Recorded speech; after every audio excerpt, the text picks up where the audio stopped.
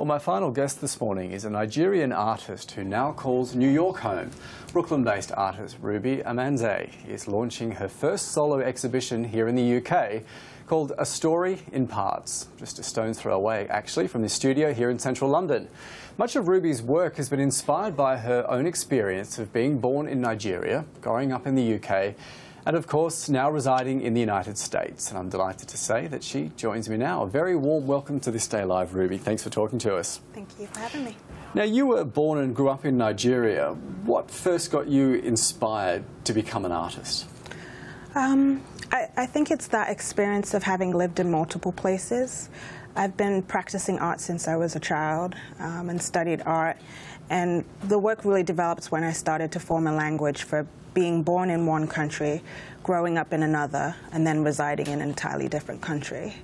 So is that how you formed this latest work? Just your experiences of growing up in different countries and also looking back at those experiences? Yeah, I'm definitely interested in this growing population of people who, in this story, I'm referring to as aliens, hybrids, and ghosts. And they're people that live in between, which I think is becoming a more common thing, where identity is no longer tied to a singular location, but is formed from these different parts that make up an entirely new identity. So it's really about your experience as well of growing up in different places but coming from somewhere. And do you sort of feel that you don't know where you now call home? Definitely. I think home is fluid. I have many homes and carry many homes with me on a daily basis.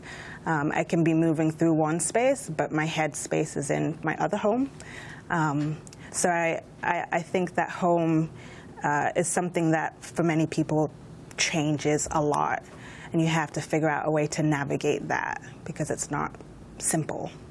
Run us through some of the ideas and some of the artworks that people could expect to see if they go and have a look at this exhibition of your latest work. All of the work is works on paper.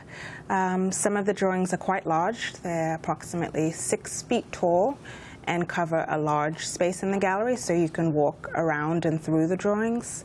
And then also some smaller works that feature this family of characters, the aliens, hybrids, and ghosts. So it's a non-linear story and somewhat of a made-up world that you'll see in the gallery. So how did this idea of an alien come to pass? What's the story behind that? The alien started with my recent trip to Nigeria in 2012, and that was the first time that I lived there. So I'd visited and I was born there, but that was my coming home in a lot of ways.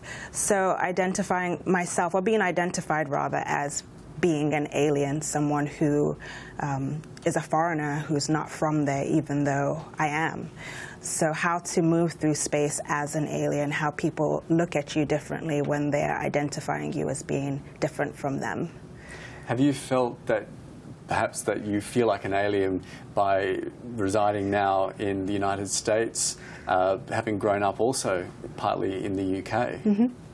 Yeah, it's something that now, it's no longer a term that I think of as a negative thing.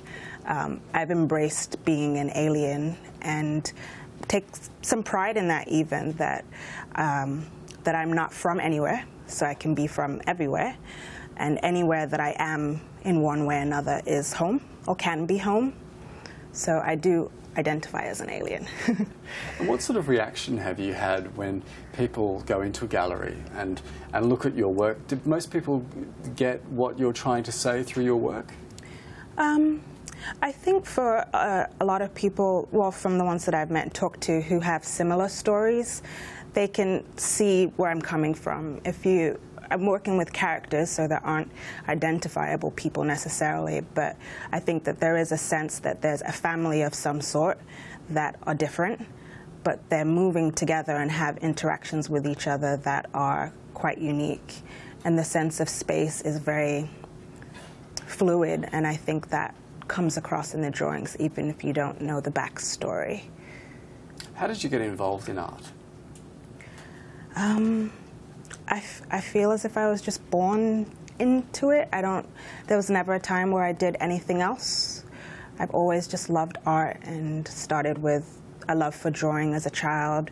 And it's been everything that I've done and do, but I can't identify really where it came from. It's just all I've known. So it's a passion that you have, that you've got something to necessarily say, or you just have to create something? Both. Part of it is just a love for making, using my hands in this way and figuring out relationships between materials and colors and form and thinking about those things, but then also it being my language or my voice. So that's how I communicate, is through the art, whatever stories or feelings or things that I have to say. My voice for that is in visual art. And you mentioned earlier your trip to Nigeria in 2012. How did that change your voice? That was the beginning of this part of the story, with the formation of the family. So starting with my alter ego, which is Ada the alien, and then from there these other characters coming in and them moving through the space together. So that was, Nigeria was the beginning of that. Was it what you expect? How long had you been away from Nigeria when you went back? I had visited the year before, but prior to that visit, it had been 17 years. Okay, so a lot of changes in that time. Yes, and my first time being there as an adult by choice. Okay. So this exhibition is on show in London. Tell us a little bit about it and how long it will run for. The exhibition will be up. It opens, there's a private viewing tonight from 6 to 8, and then it will open officially tomorrow, and it will be on view through March 28th at Tiwani Contemporary. Okay, and tell us about Tiwani Contemporary, why that's such an important location for works like yours to be shown. I think it's great working with Tiwani because the artists that they work with, a lot of them are from the African diaspora. They've worked with other artists of Nigerian descent. But they're very invested in these global stories and global identities with artists. The founder herself was born in one country and spent a considerable part of her life living in Nigeria. So it's really exciting for me to be a part of that and to exhibit with a space that really has an understanding of what it means to navigate multiple worlds. And what does the future hold for you now? I return to New York next week, and we'll be opening a show there, and then back to the studio. I'm completing a residency right now that wraps up in May, so just more work. Well, it'll also be like drawings and things like that? Yes, all drawings. And that's your main sort of thing that you concentrate on, sort of like drawings. Do you paint as well? No, everything is drawing-based, everything on paper. So between small scale and really large drawings that make an environment. Well, we look forward to seeing those work. Ruby Amanze, nice to talk to you. Thanks very much. Thank you.